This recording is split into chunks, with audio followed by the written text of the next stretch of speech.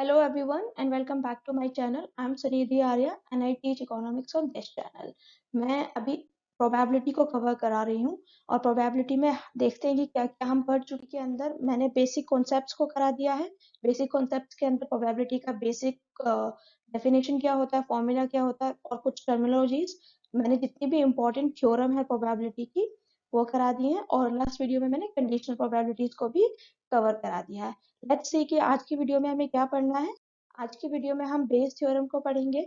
Base theorem को सबसे पहले हम समझने की कोशिश करेंगे, फिर देखेंगे कि उसकी फॉर्मल डेफिनेशन क्या है and then I will solve the one example of Bayes theorem. Now I want to say one thing, अगर बेस थ्योरम को समझना है तो उसके लिए आपको कंडीशनल प्रोबेबिलिटी की बहुत अच्छी समझ होना जरूरी है और बेसिक जो प्रोबेबिलिटी है उसकी समझ होना जरूरी है। अगर आप प्रोबेबिलिटी के बारे में कुछ भी नहीं जानते हैं और कंडीशनल प्रोबेबिलिटीज को कुछ भी नहीं जानते हैं then it would be very difficult कि आप बेस थ्योरम को स्क्रैच से समझ पाए। इसीलिए इट्स इम्पोर्टेंट कि आप जितने भी इससे पहले के लेक्चर्स हैं उनको देखें। ये एक सीरीज का पार्ट है, आप केवल इस लेक्चर को देखेंगे तो समझ में नहीं आएगा। Please watch those videos first, उनका जो लिंक है वो डिस्क्रिप्शन बॉक्स में है और फिर आप बेस थ्योरम को समझेंगे तो आपको पूरी प्रोबेबिलिटी का कॉन्सेप्ट, जितना भी किसी भी कॉम्पिटिटिव एग्जाम के लिए प्रोबेबिलिटी का पार्ट इंपॉर्टेंट होता है वो कवर अप हो जाएगा। नाउ लेट्स सी कि बेस थ्योरम होता क्या है। सबसे पहले इनफॉर्मल तरीके से समझते हैं। जब हमें किसी भी चीज की कंडीशनल प्रोबेबिलिटी दी हुई हो और हम उन कंडीशनल प्रोबेबिलिटी के बेस पे किसी एक पर्टिकुलर इवेंट की प्रोबेबिलिटी निकालने की कोशिश करें तो वो बेस थ्योरम होती है। अब देखते हैं कि इसका फॉर्मल डेफिनेशन क्या है।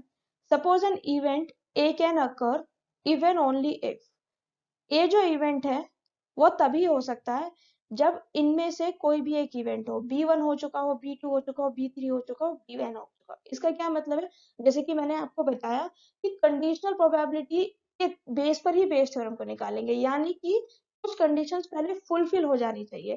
तो ए को हम कभी, एक कब हो सकता है जब इन तीनों में से कोई भी एक अकर हो गया हो। If unconditional probabilities are known and the conditional probabilities are also known. देखिए कंडीशनल प्रोबेबिलिटी जो है वो बेस थ्योरम में बहुत इंपॉर्टेंट रोल प्ले करती है। Then the conditional probability P B I upon A could be calculated. तो हम क्या करते हैं कि कंडीशनल प्रोबेबिलिटी को कैलकुलेट कर सकते हैं जब ए हो चुका हो, यानी कि ये एक 18th सेंचुरी में एक मैथमेटिशियंस आए थे बेस, उन्होंने कॉन्सेप्ट दिया था और ये कंडीशनल प्रोबेबिलिटी का ही है। जो पिछली वीडियोस में हमने पढ़ा है उसका थोड़ा सा एक्सपेंशन है, लेकिन समझने की क्या जरूरत है, हमें ए की प्रोबेबिलिटी, हमें ये बताना है कि हमें ये मानना है कि एक किस सिचुएशन में हो सकता है। तो ये सारे इवेंट्स हमें दिए हुए हैं, अनकंडीशनल प्रोबेबिलिटीज दी हुई है और हमसे एक रैंडम प्रोबेबिलिटी को पूछा हुआ है गिवन दैट कि ए हो चुका है। देखिए यहाँ पे पी बी आई अपॉन ए लिखा हुआ है।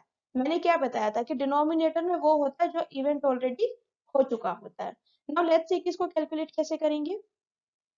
पी बी आई अपॉन ए, यानी कि इसकी प्रोबेबिलिटी हमें कैसे निकालेंगे जब हमें ए की प्रोबेबिलिटी दी हुई हो, is equal to P A upon B1, P A upon B I, यानी कि जो इसकी प्रोबेबिलिटी है into P A upon summation P B I into P A upon B I. ये थोड़ा सा भी कॉम्प्लिकेटेड लग रहा होगा, लेकिन जैसे ही हम इसका एक एग्जांपल समझेंगे तो ये कंप्लीटली आपको समझ में आ जाएगा। नाउ लेट्स सी, ये इसकी फॉर्मल डेफिनेशन है, ये दोनों ही फॉर्मल डेफिनेशन है। लेट E1, E2, E3 भी mutually exclusive and exhaustive events जो कि एक ही रैंडम एक्सपेरिमेंट से एसोसिएटेड है। एक रैंडम एक्सपेरिमेंट है, उसी के अंदर के दो इवेंट है, mutually exclusive and exhaustive event. और E कोई एक ऐसा इवेंट है जो कि इस प्रोबेबिलिटी के साथ अकर होता है। ठीक है, तो हमें किसकी प्रोबेबिलिटी निकालनी है। E एक इवेंट है जो अकर होता है ई आई से और हमें पी ई आई की ही प्रोबेबिलिटी निकालनी है गिवन दैट ई जो है पहले हो चुका है, यानी कि ई जब हो चुका है तो हमें पी ई आई होने की क्या प्रोबेबिलिटी है वो निकालना है। फॉर्मूला सेम है, बस इसमें जो डिनोमिनेशन है वो चेंज कर दी है। Now let's see an example. एक company has two manufacturing plants of bicycle. एक कंपनी है, दो मैन्युफैक्चरिंग प्लांट्स है। लेट्स से कि एक मैन्युफैक्चरिंग प्लांट ए है और दूसरा मैन्युफैक्चरिंग प्लांट बी है। फर्स्ट मैन्युफैक्चर जो है वो 60% बाइसिकल को करता है और सेकंड प्लांट 40% को करता है। टोटल कितना हो गया 100%, यानी कि जो पूरी इंडस्ट्री है उसमें दो फर्म है। 80% of the bicycle are standard quality of plant A, यानी कि इसकी जो भी है वो कितनी है 80%, और जो प्लांट बी से निकल कर आती है वो 90% स्टैंडर्ड क्वालिटी की होती है। अब एक स्टैंडर्ड क्वालिटी की बाइसिकल हमारे हाथ में आई है, यानी कि इन दोनों में से कोई भी एक बाइसिकल सेलेक्ट हुई है, तो इस चीज की प्रोबेबिलिटी निकालनी है कि वो प्लांट बी से है। देखिए जैसे मैंने आपको पहले समझाया था कि कोई एक इवेंट पहले हो चुका है, यानी कि स्टैंडर्ड क्वालिटी के बाइसिकल को हम सेलेक्ट कर चुके हैं, और अब हमें ये बताना है कि इस चीज की क्या प्रोबेबिलिटी है कि वो प्लांट बी से है। ठीक है, आई होप इतना आपको समझ में आया होगा। नाउ लेट्स सी कि इस क्वेश्चन को सॉल्व कैसे करना है। सबसे पहले तो हमें E1 और E2 दो इवेंट्स मानने हैं। ठीक है, तो हमने मान लिया कि E1 जो इवेंट है वो किसका इवेंट है कि फर्स्ट प्लांट से लेने का, तो इसकी प्रोबेबिलिटी क्या होगी 60/100। 60/100 क्यों होगी, देखिए आप लोग इसमें कंफ्यूज ना हो। बेसिक फॉर्मूला लगाया है इसमें, favourable outcomes upon total outcome. ये फेवरेबल आउटकम है और टोटल आउटकम इस इंडस्ट्री का कितना 100%, जो मैं पहले भी बता चुकी 60 + 40 100, और ए कितना प्रोड्यूस कर रही है 60, तो इसका आंसर क्या आ जाएगा 0 से 0, 2 3 जा 6, 2 5 जा 10, 3/5। अब हमें E2 इवेंट मानना है।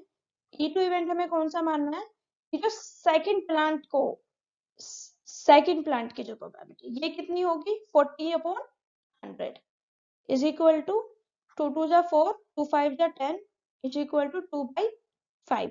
अब देखिए हमारे पास प्रोबेबिलिटी E1 की आ गई है और प्रोबेबिलिटी E2 की आ गई है। अब हमें क्या करना है, अब मैं इसको दूसरे पेन से लिखती हूँ। E जो है, E वो इवेंट को मानना है कि हमने एक स्टैंडर्ड क्वालिटी के उसको चूज किया है। Event of choosing standard quality, मैं एग्जैक्ट लैंग्वेज नहीं लिख रही हूँ, स्टैंडर्ड क्वालिटी बाइसिकल। अब हमें क्या निकालना है PE/E1 कितना होगा, यानी कि स्टैंडर्ड बाइसिकल की प्रोबेबिलिटी कैसे निकलेंगे फर्स्ट फॉर्म से, तो वो कैसे निकलेगी, सिंपल है, क्या दिया हुआ है 80%, 80/100 इज इक्वल टू 4/, ऐसे ही let me erase it first then I. अब हमें एक प्रोबेबिलिटी कैलकुलेट करनी है, ठीक है, PE/E2 की, यानी कि जो हमने स्टैंडर्ड साइकिल को चूज किया है वो सेकंड प्लांट से है, इसकी क्या प्रोबेबिलिटी है, तो हम जानते हैं वो 90% क्वेश्चन में गिवन है। आप क्वेश्चन पीछे से फिर से देख सकते हैं, वीडियो को पॉज करके लिख सकते हैं। वैसे अगर आप क्वेश्चन लिख कर खुद सॉल्व करेंगे या साथ में सॉल्व करेंगे तो ज्यादा बेटर होगा। तो ये क्या आ जाएगी 9/10। अब हमें रिक्वायर्ड प्रोबेबिलिटी निकालनी है। रिक्वायर्ड प्रोबेबिलिटी क्या थी, क्या पूछा, जस्ट इसका अपोजिट पूछा गया है कि जो हमने स्टैंडर्ड क्वालिटी की बाइसिकल को सेलेक्ट किया है, क्या प्रोबेबिलिटी है कि वो सेकंड प्लांट से निकली हुई है। सेम फॉर्मूला इसमें लगेगा, PE2 into PE/E2।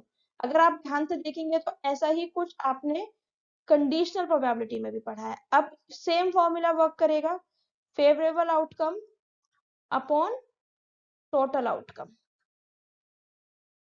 Favourable outcome ये क्यों है, PE2 का क्या मतलब था, PE2 हमने क्या माना था कि हम बाइसिकल जो है वो सेकंड प्लांट में मैन्युफैक्चर कर रहे हैं। PE/2 E/E2 क्या था कि जो प्लांट है सेकंड में स्टैंडर्ड क्वालिटी का अगर बाइसिकल निकल के आता है तो उसकी क्या प्रोबेबिलिटी है। नीचे हमें टोटल आउटकम को कंसीडर करना पड़ेगा, तो टोटल आउटकम को कंसीडर करने के लिए हम क्या करेंगे, हम दोनों प्लांट को कंसीडर करेंगे, plant 1 as well as plant 2। तो नीचे हम सबसे पहले क्या करेंगे, प्लांट 1 को लिखेंगे।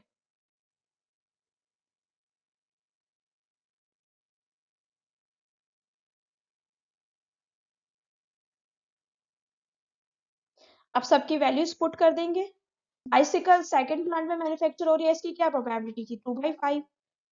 इसकी प्रोबेबिलिटी क्या है कि वो स्टैंडर्ड क्वालिटी की है, ये हो गया फेवरेबल आउटकम्स। नीचे आएगा टोटल आउटकम्स।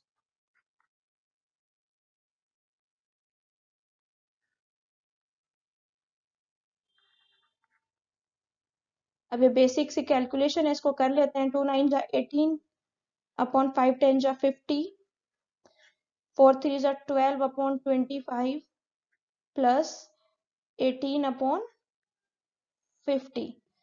अब क्या करते हैं, इसको फर्दर सॉल्व करते हैं।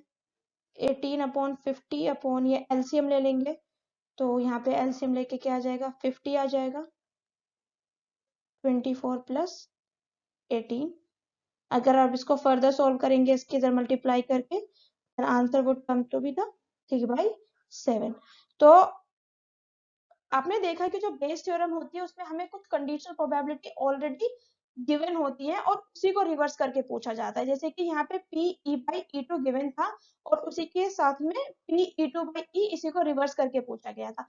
अगर आपको फॉर्मल डेफिनेशन नहीं भी समझ आती है या फिर अगले पार्ट में थोड़ा सा डाउट है, आप एग्जाम्पल को क्लियर कर लीजिए, क्वेश्चन को सॉल्व करना सीख लीजिए, बिकॉज मेनली क्वेश्चन यहीं से बनते हैं। एंड अगर आपको फिर भी डाउट होता है देन आई वुड रिक्वेस्ट कि आप पीछे से पूरा कंडीशनल प्रोबेबिलिटी और बेसिक टर्मिनोलॉजीज को देखिए, देन फिर आपको इसमें कोई डाउट नहीं बचेगा। That's it for today's video guys. इसी के साथ प्रोबेबिलिटी के जितने भी बेसिक कॉन्सेप्ट्स थे, जितने भी कॉम्पिटिटिव एग्जाम्स के लिए इंपॉर्टेंट थे, वो सब क्लियर हो चुके हैं। नेक्स्ट वीडियो में मैं प्रोबेबिलिटी डिस्ट्रीब्यूशन को शुरू करूंगी, जिसके अंदर हम प्रोबेबिलिटी डिस्ट्रीब्यूशंस के बहुत इंपॉर्टेंट कॉन्सेप्ट्स को पढ़ेंगे, जैसे कि probability mass function, density function, और उसके बाद में हम नॉर्मल डिस्ट्रीब्यूशन, पॉइसन डिस्ट्रीब्यूशन, इन सब चीजों के बारे में पढ़ेंगे। So stay tuned for the next part. If you like the video, please like it and share it with your friends and subscribe to the channel. And please let me know in the comment section कि आपको video कैसा लग रहा है, कहीं समझ में आ रहा है, कोई डाउट है या किसी भी तरीके का इम्प्रूवमेंट अगर आप चाहते हैं। And after subscribing, make sure to hit the notification bell on so that whenever I upload the video next time, you get an instant notification.